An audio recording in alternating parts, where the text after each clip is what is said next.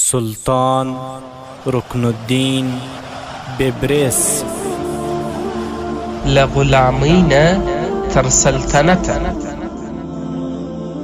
اتم برخه الحمد لله رب العالمين والعاقبة للمتقين والصلاة والسلام على أشرف الأنبياء والمرسلين وعلى آله وأصحابه أجمعين أما بعد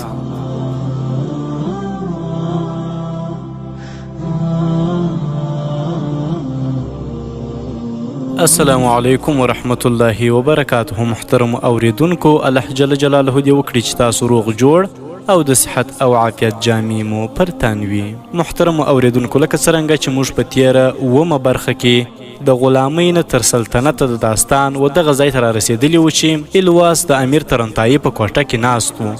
امیر ترنتایي راغی او امیر ترنتایي هم ډیر خوښ سو، ځکه چې ښکار په خپله د کمرې ته راغلی و. او بیا موږ دغه ځای ته راورسېدلو چې امیر ترنتایي ورته وویله: دروند الواسه، راځه چې د شاهرې ښې لوري ته ولاړ سو او هلته د غرونو ترمنځ کښېنو او په اړوند موضوع خبرې وکړو. د خبرو د خلاصېدو وروسته به ته د بیلپروټ په لور ولاړ سې او زه به بیرته د سرایي په لور ستون سم. نو اوس به راسو محترم اوریدونکو، پاته حالات به وګورو چې نور څه پیښیږي.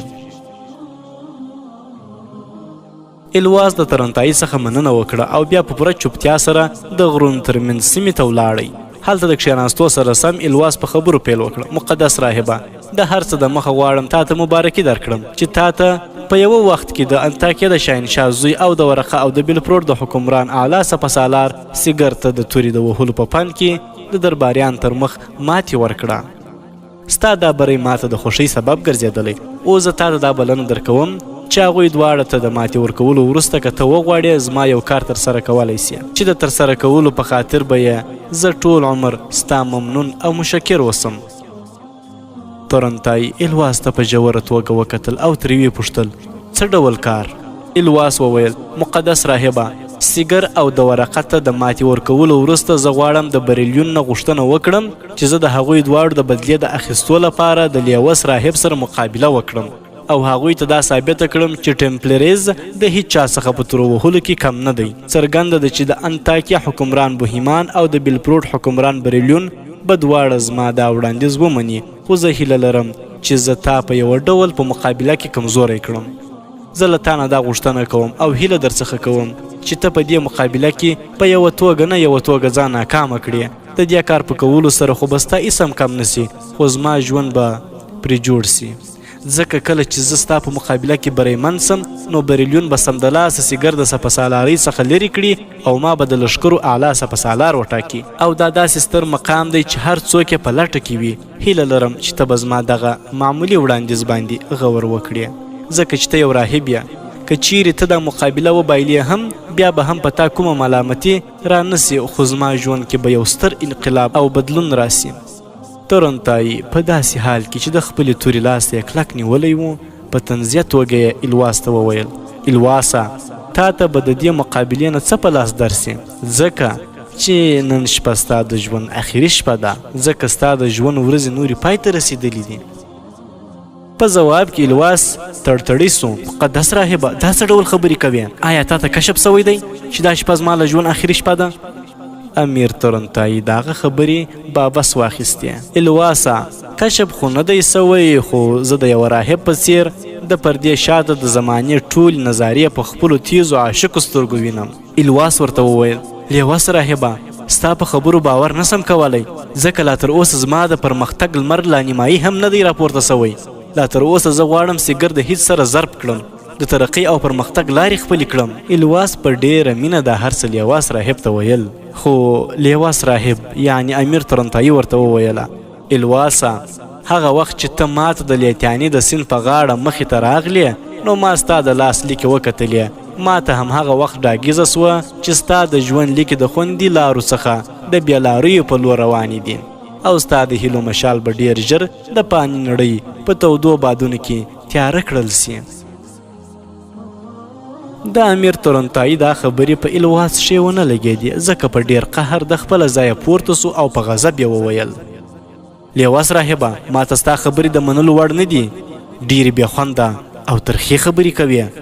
زما تر مخه هیڅ چاته دا مجال نسته چې داسې خپل سرې خبرې وکړي لکه ته چې کوې. تورنتایي هم په ډیر غضب سره راپورته سو. په یوه ټکان سره یې خپله توره د تیکې څخه راوویسته او په خپل چپ لاس یې خپله امسا ټینګه کړه.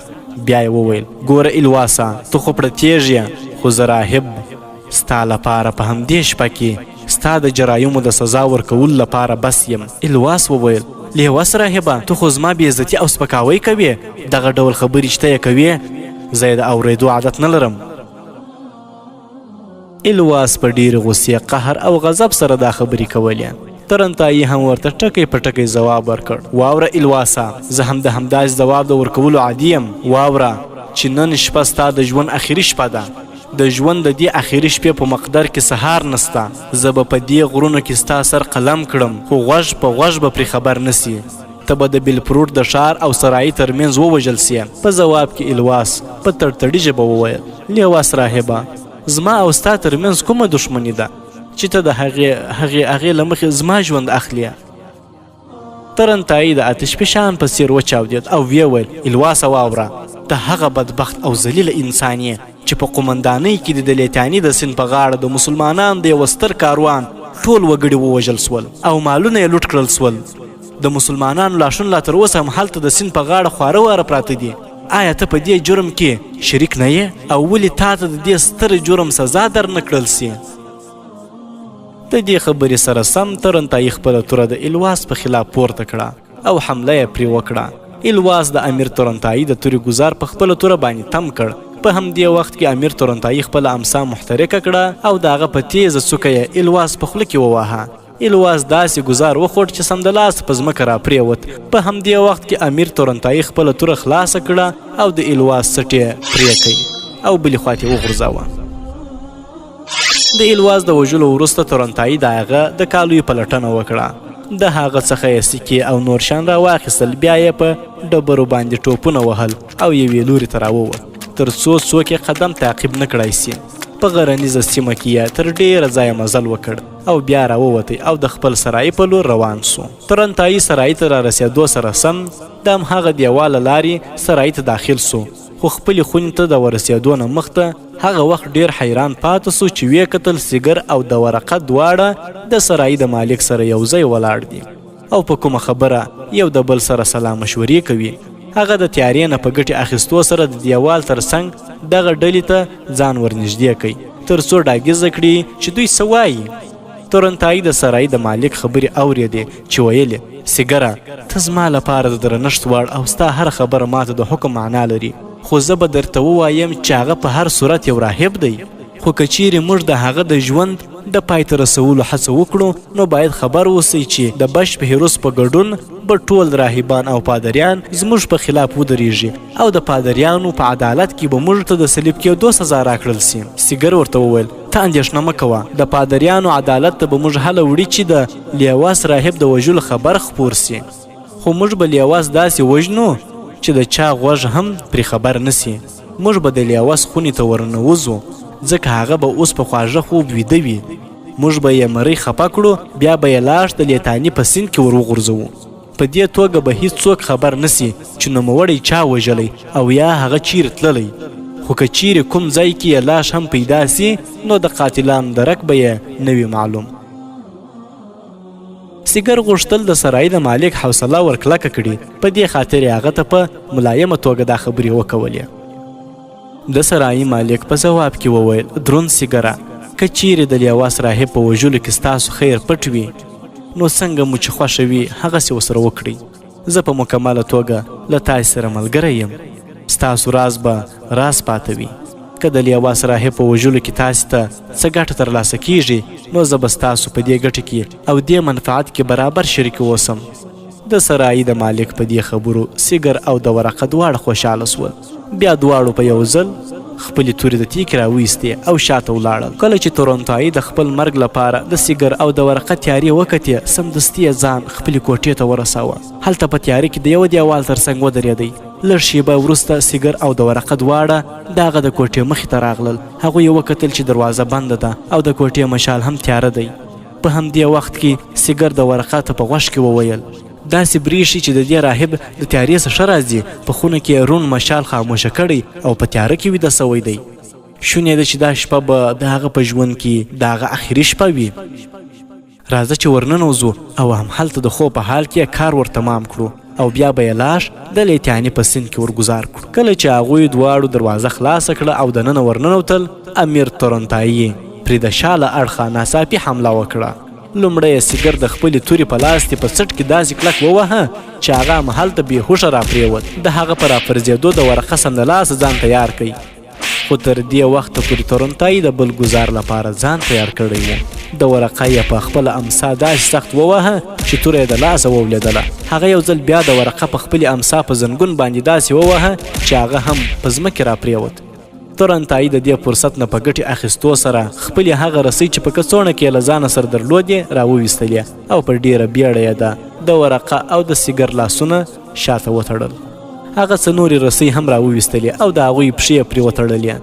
د هغوی خولې هم په ټوټو باندې بندې کړې او بیا یې دواړه د خپلې کمرې په یوه څنډه کې واچول. امیر تورنتایي دا شپه ټوله په هغوی د پهرې کولو په خاطر بې خوبه سبا کړل. بله ورځ چې لمر راوخت نو تورنتایي خپله کمره کلف کړه او د سرایي د مالک ناست ځای ته راغی. د سرایي مالک د تورنتایي په کتلو حیران پاته سو. د هغه مخ تک ژړ سو. تورنتایي د سرایي د مالک غوږو ته خوله ورنږدې کړه او ورته ویې ویل، په دې کې هیڅ شک نسته چې د شپې په لومړۍ برخه کې تا د سیګر او د ورقه سره یو ځای زما د وژلو پلان جوړ کړی و. خو مرګ د الله تعالی په لاسو کې دی، چاته چې غواړي ژوند ورکوي او چاته چې غواړي مرګ. ته سیګر او د ورقه درې واړه زما د وژلو لپاره یو ځای سوي واست، خو زما مو هیڅ هم ونه کړل. امیر تورنتایي لا خبرې نه وې خلاصې کړي چې د خبرو په منځ کې یې د سرایي مالک راپورته سو او سمدلاسه د تورنتایي په پښو کې ولوېد او د هغه څخه یې بخښنه غوښتله. لیوس راهبه ما ته بخښه وکړه، ما نه غوښتل چې په هیڅ توګه ستا په وژلو کې ورګډ سم، خو هغه سیګر ما ته ګواښ وکړ او زه یې په مرګ وګواښولم. هغه غوښتل ستا په وژلو کې ما هم رازداره کړي. په پیل کې ما انکار وکړ، خو وروسته بیا پرې خاموشه سوم. د هغوی سره مې ژمنه وکړه چې که چیرې هغوی تا ووژني نو زه به د دغه کار راز وساتم. لیوس راهبه زه خپله غلطي منم، له تا بخښنه غواړم او له تا سره ژمنه کوم چې ته هم زما دغه غلطي له خپله ځانه سره د راز په توګه وساته، ځکه که چیرې چاته معلومه سوه نو هیروس بش او نور پادریان به ما د پادریانو عدالت ته بوزي او مصلوب به مې کړي، یعنې په صلیب به مې راوځړوي. تا ته به زما د مړینې څخه څه په لاس درسي. زه د زړه له کومې له تا څخه په دې اړه بخښنه غواړم، ما وبخښه. امیر تورنتایي ورته په ځواب کې وویل، ورځه ته مې بخښلی یم. زه به هیچ چاته هم ونه وایم چې سیګر او د ورقه پر ما د حملې کولو هڅه کړې وه او په هغې کې ته هم ورګډ وې. تر هر څه د مخه ماته د خوراک او څښاک لپاره څه راکړه. وګوره چې سیګر او د ورقه دواړه ما نیولي، هغوی دواړه غوښتل پر ما وژونکی ګزار وکړي. ما د هغوی لاسونه او پښې تړلي او په کوټه کې بندیان کړي دي. د خوراک څښاک وروسته زه هغوی دواړه په خپل آس باندې تړم او له ځان سره یو ځای د بیلفروټ حکمران او د انطاکیه د شاهنشاه مخې ته وروړم. د امیر تورنتایي د دې ځواب په اورېدو د سرایي خاوند خوشحاله سو او بیا یې په بیړه تورنتایي ته خوراک او څښاک برابر کړي. تورنتایي د خوراک څښاک وروسته بیرته خپلې خونې ته راستون سو او هغه دواړه یې په اوږو له ځان سره واخیستل او د خپلې امسا په مرسته استیبل ته ورغی. لومړی یې دواړه په ځمکه واچول، بیا یې په آس زین کښېښوی او واګې یې ور وتړلې. بیا یې هغه دواړه د زین نه مخ ته واچول او د بیلفروټ د ښار په لور روان سو. د بیلفروټ ماڼۍ ته د ورسېدو سره سم تورنتایي د خپله آسه راکښته سو او آس یې د واګو ونیوه او همهلته ودرېد. په مرکزي دروازه کې ولاړ ساتونکي چې لیوس راهب وکتی نو په منډه یې ځان هغه ته راورسوه او په پوره مؤدبه لهجه یې ورته وویل، مقدس پلاره آیا غواړې د چا سره لیدنه وکړې؟ د تورنتایي د ځواب د اورېدو نه مخته د هغه ساتونکي سترګې په آس باندې ولګېدې چې سیګر او د ورقه پرې دواړه بار پراته وه. ساتونکی حیران پاته و، ځکه د هغوی دواړو لاسونه او پښې تړلي وه او خولې یې هم په ټوکرانو بندې سوي وې. تر لږ شېبه پورې ساتونکی ورخطا ولاړ و او ننداره یې کوله. بیا تورنتایي ته مخ کړ، دروند راهبه په دې آس باندې بار خو د بیلفروټ اعلی سپه سالار سیګر او د انطاکیه د شاهنشاه زوی د ورقه پراته دي، دا چا په دې حالت کړي دي؟ تورنتایي تر یو وخته پورې ساتونکي ته کتل، بیا یې ورته په تحکمانه توګه وویل، ته اوس دا څېړنه مه کوه چې دوی ولې په دغه حال ککړ سوي. دننه ولاړ سه او بریلیون، بوهیمان او شهزادګۍ برنس ته ووایه چې لیواس راهب له تاسې سره په مرکزي دروازه کې کتل غواړي. د هغه په آس باندې سیګر او د ورقه دواړه لاس تړلي پراته دي. ورځه او له ما سره نور بحث مه کوه. د تورنتایي په دې خبره ساتونکی نور هم ورخطا سو او په یوه منډه د محل د دروازې څخه وردننه سو. د محل په دروازه کې امیر تورنتایي ډیر منتظر پاته نسو. لږ شیبه وروسته د محل د اوسېدو د خونو څخه بریلیون، بوهیمان او شهزادګۍ برنس مرکزي دروازې ته راغلل. د دوی د رارسېدو سره سم د تورنتایي تر مخه ودرېدل او بیا په آس بار د سیګر او د ورقه په لور متوجه سول. شاهنشاه بوهیمان د دې منظر په کتلو ډیر ناخوښه سو او د تورنتایي په لور یې وکتل او ورته ویې ویل: لیوس راهبه، دا راته ووایه چې سیګر او زما زوی د ورقه ولې په دغه حالت کې پراته دي او د دوی دواړو لاسونه او پښې چا په رسوي تړلي دي؟ تورنتایي ورته وویل: د انطاکیه شاهنشاه، دا چې ستا زوی د ورقه او د بریلیون اعلی سپسالار سیګر زما په آس باندې تړلي پراته دي او ما په خپله دلته له ځانه سر راوړي دي، نو څرګنده ده چې هغوی ما په دغه حال ککړ کړي دي. په حقیقت کې ستا پوښتنه صحیح نه وه. تا باید زما څخه داسې پوښتلي وای چې دوی څه جرم کړی چې داسې سخته سزا ورکړل سوې ده. تورنتایي په یوه خفګان او اندېښنې سره دا خبره کوله. د هغه د خبرې سره سم شهزادګۍ برنس رامخته سوه. په ډېره مینه یې امیر تورنتایي ته وکتل او ترې ویې پوښتل: لیوس راهبه، ستا بهادري، میړانه او ځوانمردي خو د دوی په خلاف لا د پخوا څخه راډاګیزه سوې وه. زه پوهېږم چې ته پرته له کوم دلیله دوی ته داسې سخته سزا نه ورکوې، خو دومره راته ووایه چې دوی څه جرم کړی. د امیر تورنتایي د ځواب نه مخ د بریلیون په خبرو پیل وکړ: دروند راهبه، په تفصیل سره راته ووایه چې دوی دې ولې په دومره سخت عذاب ککړ کړي دي. په ځواب کې امیر تورنتایي په داسې حال کې چې شهزادګۍ برنس او بریلیون ته یې کتل ویې ویل: د بیلپروټ حکمران بریلیونه، د انطاکیه شاهنشاه بوهیمانه او شهزادګۍ برنس ټول یې واورئ چې بېګا شپه ما د سرایي په خپله خونه کې آرام کاوه چې روحاني ځواکونه زه محترق کړم. کله چې د خونې دروازې ته ورغلم نو د سترو مشالونو په رڼا کې مې وکتل چې دوی دواړه سرایي ته راننوځي. ما دوی وپېژندل. شپه پوره تېره سوې وه. په دې اساس د شپې په دې ناوخته وخت کې ما ته د دوی دغسې ناڅاپه راتلل د خطر زنګ و. دوی دواړه نیغ د سرایي مالک ته ورغلل. ما هم د خپلې کمرې دروازه بنده کړه او دوی ته نږدې ورغلم او د دوی د خبرو د اورېدو هڅه مې وکړه. دوی دواړه د سرایي د مالک خونې ته ورغلل. د هغه سره یې په ډېر راز خبرې پیل کړې. د دوی ټولې خبرې زما د وژلو د پلان په اړه وې. د سرایي مالک دوی منع کړل او ورته ویې ویل: لیوس راهب مه وژنئ. د هغه په وژلو بدل ته ستر راهب هیروس او ټول پادریان یو انقلاب جوړ کړي. خو دوی دواړو ورته وویل چې د لیوس راهب د وژلو څخه به یو غوږ هم خبر نسی. د همداسې ګواښمنو خبرو په واسطه یې د سرایي په مالک خپله خبره ومنله او د دې وروسته زما خونې ته زما د وژلو لپاره راغلل. زه د دوی د خبرو د اورېدو وروسته سخت متوجه سوم. په دې خاطر د خپلې کمرې د دیوال تر څنګ ودرېدم. کله چې دوی دواړه زما کمرې ته راننوتل نو لومړی م په سیګر باندې د خپلې تورې لاستی وازمایه. هغه مې نیم بېهوشه وغورځاوه. د هغه وروسته مې د دورقه په خلاف حرکت وکړ، ان تر دې چې دواړه مې د ځان لاندې کړل. د هغوی لاس او پښې مې وتړلې او تر سهاره مې پرې پهره وکړه او سهار مې په خپل آس باندې بار کړل او ستاسې مخې ته مې راویستل. اوس زه د انطاکیه د شاهنشاه بوهیمان او د بیلپروټ د حکمران بریلیون څخه غوښتنه کوم چې څرنګه چې دا دواړه ډېر ستر مجرمان دي، په دې خاطر دي دوی په خپله دې مجرمینو ته سزا وټاکي. دا باید یاد وي چې هغه وخت چې دوی پر ما حمله وکړه ما کولی سول چې د دوی څټونه ور پرې کړم او معامله د پادریانو عدالت ته وړاندې کړم. په هغه صورت کې به بریلیونه ستا حکمرانی هم په خطر کې لویده، خو ما داسې ونه کړل. ما د ډېر راز څخه کار واخیست او په ډېره رازداره توګه مې دوی دواړه ستا مخ ته راویستل. تر اوسه هیڅ پادري او یا راهب هم خبر نه دی چې بېګا شپه په ما حمله سوې ده. که چیرې دا خبر د بش پیروس او یا نورو پادریانو غوږو ته ورسیږي نو په یاد ساته چې د بیلپروټ په ښار کې به ستره تباهي مخې ته راسي.